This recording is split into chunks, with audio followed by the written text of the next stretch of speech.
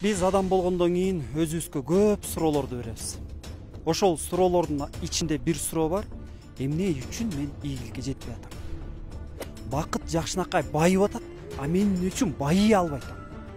Руслан ушундай ийгиликке жетип атат, мен Руслан сыяктуу эле эмгектенем, бирок эмне үчүн жараткан мага бербей атат? Деген суроону өзүбүзгө көп беребиз. Бирок бул нерсенин аркасында бир сыр бар. Ал кандай сыр десеңиздер, ал шүгүрчүлүк сыры. Бир Максат деген байкебиз айтат, мен бир күнү кетип баратсам, алдыман кайырчылар чыгып калды. Чөнтөгүмөн 100 сом алып садака бердим.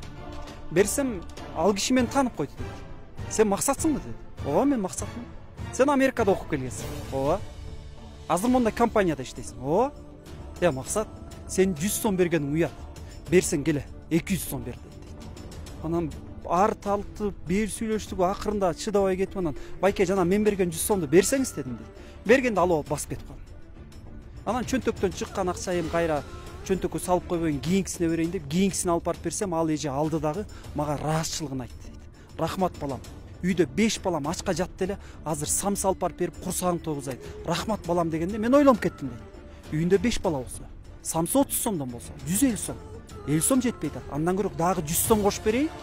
Эже да алып жейсин, курсагы тойсун деп дагы 100 сом кошуп бердим. Бунун аркасындагы мисал, Кудай Таала бизге деле ошондой кылып берет.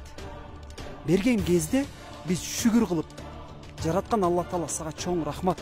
Ушундай жакшынакай жашоону тартууладың, ушундай нерселерди берип атасың, сага шүгүр десек, Кудай Таалам бизге дагы арттырып берет.